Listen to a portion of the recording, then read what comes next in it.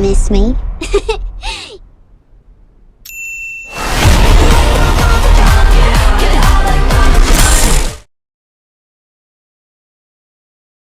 Beginning this interview, speaking of your phenomenal involvement in M3GAN, can you kind of walk me through how your initial audition process went for the role? Like, what were your first impressions of your character when you were, initially offered the script? Very first audition, I had no idea that I was going for the role of M3GAN. I thought I was just going for an extra, and then so we did the audition. It was a very short process that only took a week, and it was when I found out that I got the role of M3GAN, I was so happy. I was in shock as well. It was amazing.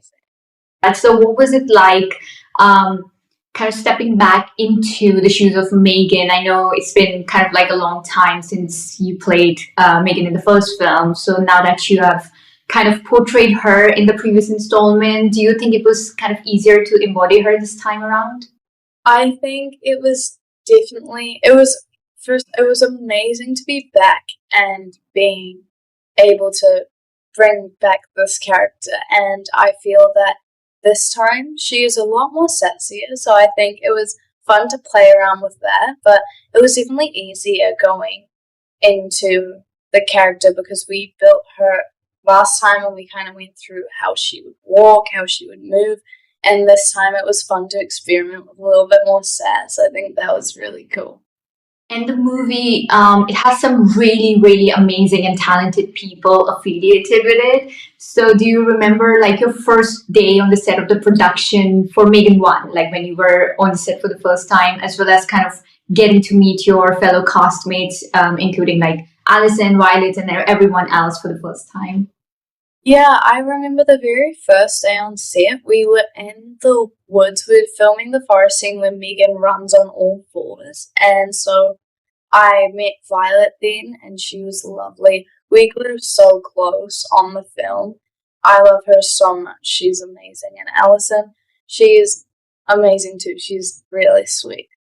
Working with a character that is so intense like M3GAN, she's always evolving. Sometimes she's nice, sometimes she's creepy. So what was your creative process like for the role? Was there perhaps ever any kind of acting ritual that helped you immerse into her mindset, like putting on the prosthetics or the masks or anything that kind of helped you embody her?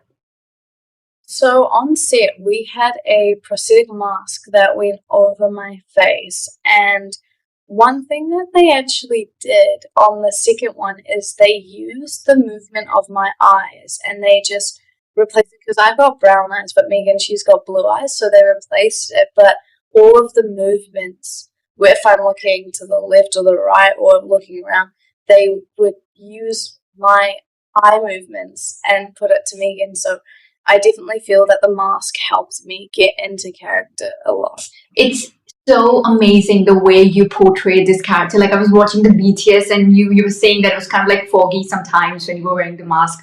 So it must be thrilling doing that. But I know everyone's talking about the iconic M3GAN dance, and there is a glimpse of the new dance in the teaser as well. But I would love to know more about the stunts that you did in the film, those scenes that kind of involved more, sinister, creepy kind of movements. I would love to know how that process went for you. Did you have a movement coach for that? Yeah, so for M3GAN 2, I did a lot of stunt training. Even before the movie started, they got me doing Wing Chun training, martial arts training and kickboxing. And so I was doing a lot of that. I was also practicing rig wire work, and that was so much fun. I enjoyed it so much. And what we had to remember was that M3GAN is a robot, and so the way that she would fight is a lot different to how a human would, so we had to keep that in our minds. And I enjoyed training so much, and doing my stunts, it was amazing. And for the more intense stunts, I did have a stunt double, but Meg Morris, she is so amazing, and she helped me with my stunts on the set, which was really. And I mean, we have to talk The iconic dance too. I think I will be disappointing the fans if I don't mention it. So the first one is still trending as we speak, but what was the preparation like for the new one, and how do you think this kind of embodiment of M3GAN is different from the one that we saw in the previous installment? Well, the dance in the first movie was never in the script, so one day Gerard was watching like my dancing and then he was like, why not? Why don't we put it in the movie? And I was like, I would love to.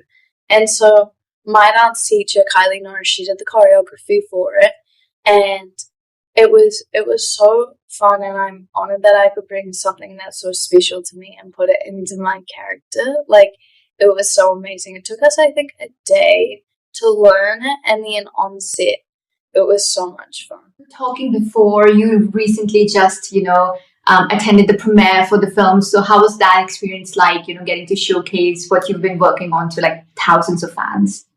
I mean, it's so amazing because I am so excited that we finally get to share what we've been working so hard on. And I think that together beautifully, and I think that fans will really enjoy it, especially because the last one was more like, it was more thriller. This time it's more action packed, and I think that's something that was needed, and I'm very happy about it.